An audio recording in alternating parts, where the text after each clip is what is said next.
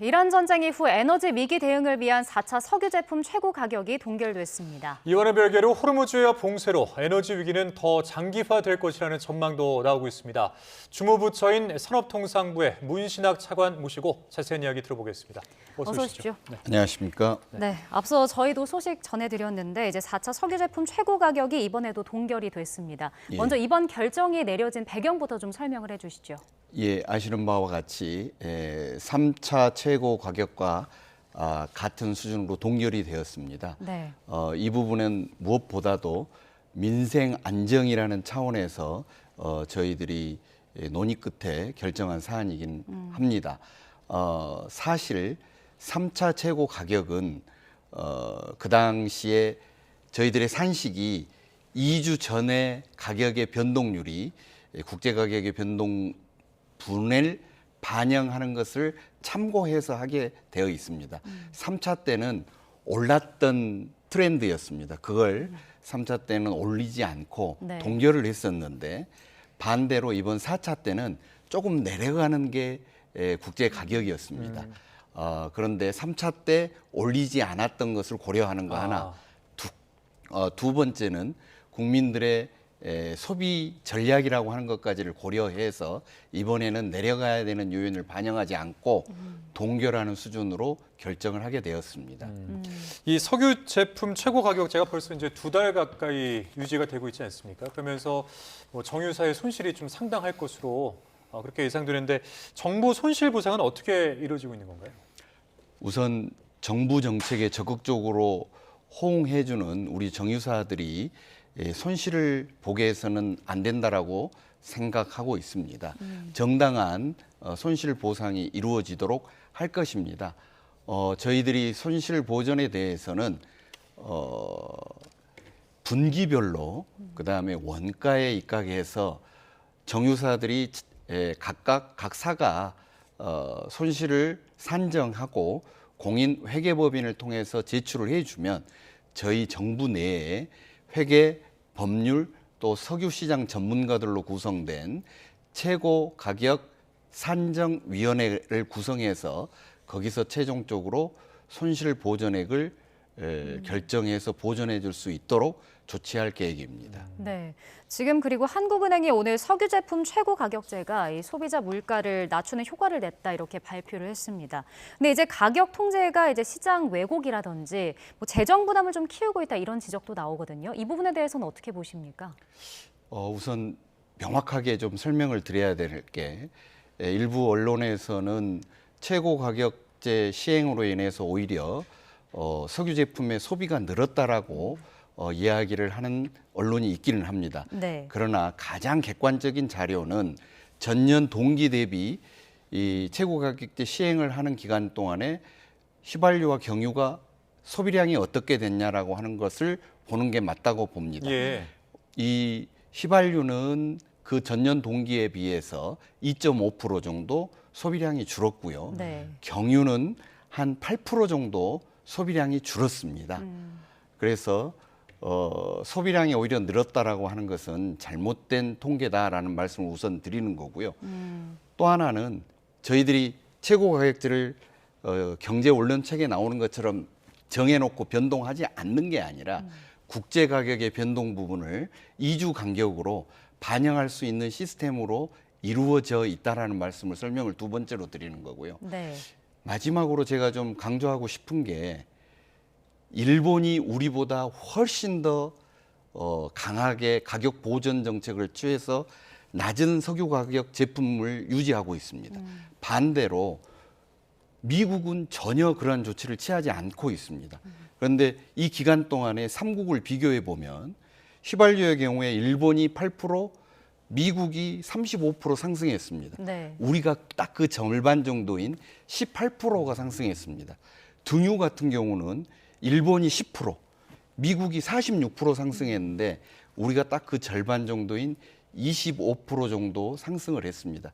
제가 강조하고 싶은 것은 이러한 유연한 시스템을 도입을 함으로써 시장에 대한 관여와 재정 부담 부분까지를 균형감 있게 진행되어 가고 있다라고 하는 것을 정부 차원에서 고민해서 시스템을 만들고 시행하고 있다는 것을 설명드리는 것입니다. 예, 그러니까 민간과 정부가 함께 이 고통을 현재는 부담하는 그런 상황인데 이 석유 제품 최고 가격제가 언제까지 유지가 될까요? 최고 가격제에 대해서는 저는 이렇게 좀 설명을 드리고 싶습니다. 어느 누가 하더라도 이 부분에 대해서는 전부 다 합의를 하는 것 같습니다. 단기적으로 효과가 확실하다. 그러나 장기적으로는 부작용이 있다라고 하는 데는 이견이 없는 것 같습니다. 다만 그러면 단기가 언제까지냐라고 하는 문제가 있지 않겠습니까? 제가 이럴 때 좀 설명을 드리고 싶은 것은 네. 언제까지라고 하는 것을 미리 예단하기는 어렵다는 말씀을 드립니다.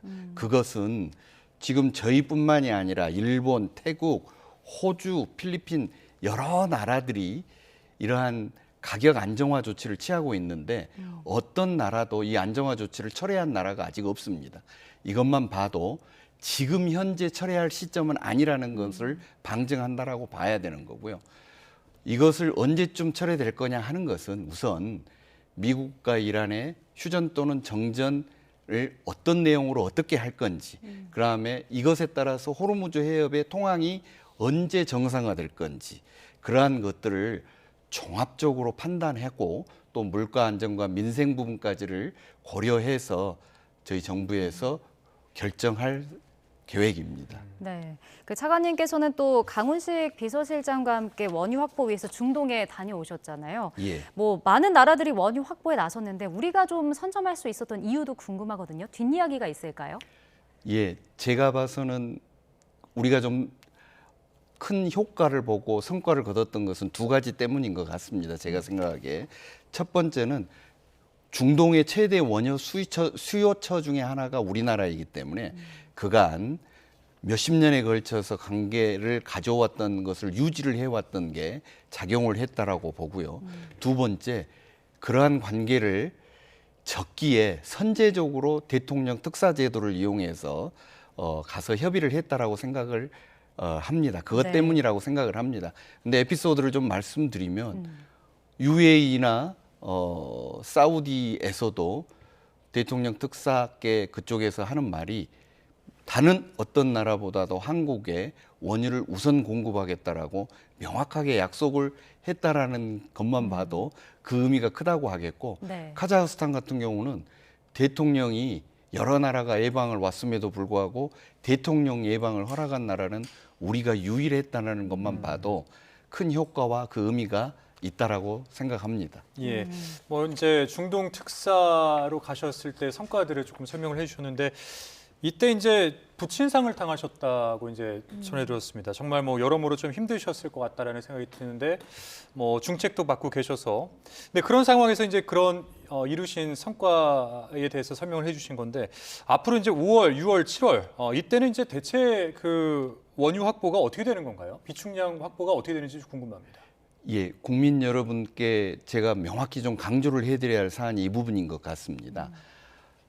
호르무즈 해협이 막힌 그 시점부터 3월, 4월이 오히려 제일 어려웠었습니다. 네. 그런데 3월, 4월간 정부 내에서 시스템을 구축을 하고 대응할 수 있는 그래서 우리 정부가 갖고 있는 비축률을 정유사들과 수합 방식으로 해서 가동률을 높이게 해주는 것과 정유사들이 대체 원유를 구입하는 인센티브 제도들을 도입하면서 전 세계적으로 도입하는 물량이 늘어나기 시작을 했습니다. 그래서 5월에는 전쟁 전에 비해서 이미 82%에 해당하는 물량을 확보가 돼 있습니다. 6월, 7월도 그 정도 수준은 확보될 것이라고 생각을 하고 있어서 정부가 갖고 있는 정유사들과 협업을 통해서 이루어진 시스템이 네. 향후에는 더더욱 발휘가 돼서 지금보다도 더 안정화될 것이라고 자신합니다. 네, 그러니까 시스템을 구축하고 대응하고 있기 때문에 앞으로 더 안정화될 것이다라는 말씀이신데 사실 근데 시장에서는 아직도 뭐 원자재들이 공급난에 시달린다 이런 이야기도 나오거든요. 이렇게 좀 차이가 있는 이유는 어디에 있을까요? 예, 사실 지금까지 몇십 년간에 걸쳐서 석유 제품과 납사가 석유화학 제품이 한꺼번에 문제가 되는 사례가 네. 전 세계적으로 한 번도 없었습니다.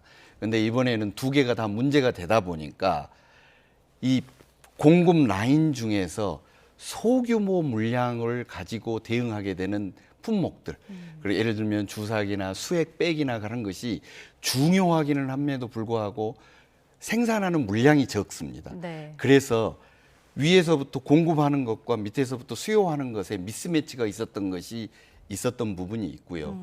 또 하나는 이 부분이 수입 물량을 가지고 생산을 했던 것이 있었던 점도 있었습니다. 그래서 저희 정부 내에서 온 부처가 이러한 혹시 부족하는 물량에 대해서는 실시간 모니터링을 통해서 부족한 물량을 저희 산업부 쪽에 넘기면 저희 쪽에서 물량 조정을 통해서 공급을 해주는 시스템을 갖추면서 하나씩 해결을 해 나가고 있는 상황입니다. 예, 뭐 추가적으로 나프타 수급 상황은 어떤지 이 부분도 궁금하긴 한데 뭐 포함해서 앞으로 이제 종합적인 지금 현재 그 위기 상황 앞으로 어떻게 이끌고 나가실지를 종합적으로 한 말씀 부탁드리겠습니다. 예, 나프타도 원유와 마찬가지로 오히려 5월부터 더 좋아지고 있는 상황입니다. 이러한 것은 정부에서 납사를 업체들이 구매할 때 엄청난 인센티브를 주는 게 유효했다라고 봅니다. 네. 제가 좀 설명을 강조드리고 싶은 게 전 세계적으로 원유 한 방울 나오지 않으면서도 석유 정제를 하는 산업과 석유화학 산업을 갖고 있는 나라는 우리나라밖에 없습니다. 이 부분에 대해서 우리 산업을 우리 국민들께서 믿어주셨으면 하는 거고요. 이 산업을 갖고 있는 이 업계와 정부가 시스템을 구축해서 함께 대응을 하고 있기 때문에 향후에는 이러한 수급 문제가 오히려 더 좋아질 거라고 확신을 합니다. 정부에서 우리 국민들께 좀 부탁드리는 것은 그래서 정부와 우리 산업을 믿고 평상시처럼 경제 활동을 해 주십사 하는 것을 부탁드리고 강조합니다. 네, 알겠습니다. 오늘 말씀 여기까지 듣겠습니다. 지금까지 산업통상부 문신학 차관 모시고 자세한 이야기 나눠봤습니다. 오늘 말씀 고맙습니다. 고맙습니다. 감사합니다.